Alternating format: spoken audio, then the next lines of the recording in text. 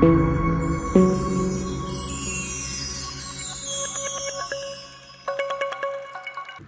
Jean-Marc. Après le tiercé en 3 chevaux vendredi, vous donnez un gros tiercé ce mardi à 238 €.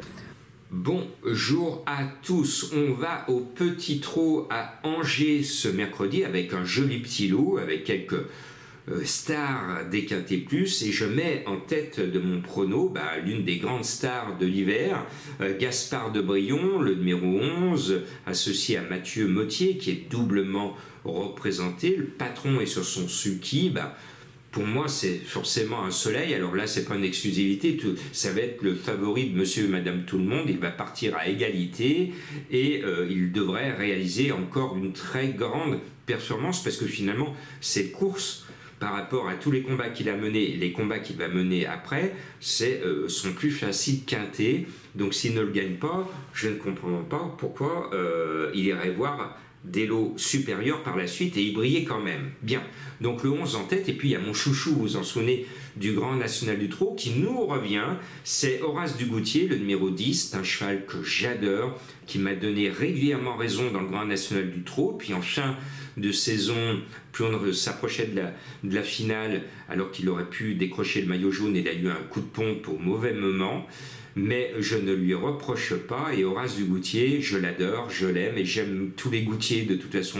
Vous vous souvenez de Flamme Dugoutier, qui vient de prendre sa retraite, eh bien, ce 10, je l'aime beaucoup. Et puis, Grâce du Dijon, le numéro 6, elle était en état de grâce l'hiver précédent, où elle alignait les bâtons, elle a pris ses gains, elle gagne moins souvent, mais ici c'est une très bonne chance avec Éric Raffin aux commandes. Et puis on va glisser le cheval de Madame Colombo que vous venez d'apercevoir en début de vidéo. Elle nous propose Eradames, le 5, je dis excellent choix, c'est un bon cheval, l'engagement est bon, mais je tire la sonnette d'alarme, attention danger, c'est un cheval qui a 100% de disqualification en 2024.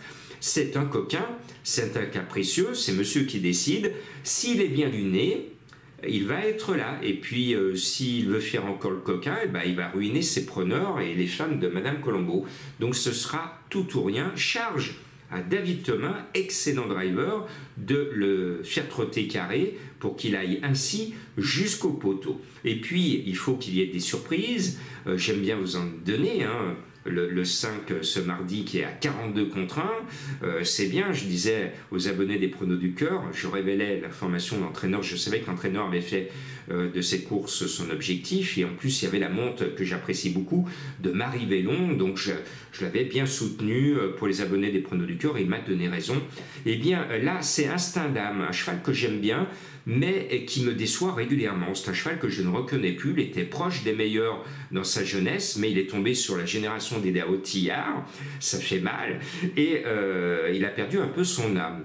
Maintenant, dans ce lot qui s'est creusé, j'estime qu'il a quand même une chance très régulière de rentrer dans le quintet à une cote spéculative avec l'excellent Gabriele Gelormini qui s'entend très bien avec l'entraîneur Bondo. On sait que ce duo réussit particulièrement bien.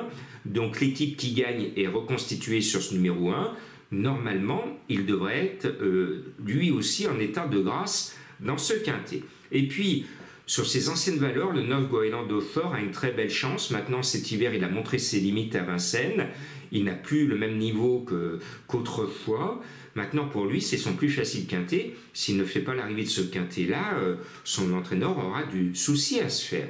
Et puis le 7, alors là, Gangster du Voilon, c'était un champion de la province, un cheval qui rêvait d'être qualifié pour le prix d'Amérique, et puis finalement, lui aussi a perdu son âme, lui aussi a perdu l'envie de trotter, il a eu de durs combats et ça laisse des traces. Maintenant, il a changé d'écurie, il est chez Mathieu Mottier, et souvent le changement de cadre fait du bien. C'est comme quand on part en vacances, on n'est plus dans le même environnement, on prend un bol d'air, là peut-être que ce changement d'écurie, ce changement de méthode va permettre à Gangster du Voilon de faire sauter la banque, ce numéro 7, parce que sur ses anciennes valeurs, il peut gagner une telle course, Et puis, attention, comme à la SNCF, Mathieu Abrivard peut en cacher un autre. Je tente sa deuxième cartouche, son sniper qui va être à 30 contre 1, le de Giberwell. Son papier n'est pas mauvais du tout. Maintenant, sur le vrai papier, il est barré par les très bons chevaux au départ, mais certains ne sont pas au top et il peut venir grignoter une 5e place à une cote croustillante comme vous les aimez. Voilà, merci de me suivre dans le monde entier. Plus d'infos et de belles cotes en vous abonnant au Prono du Cœur.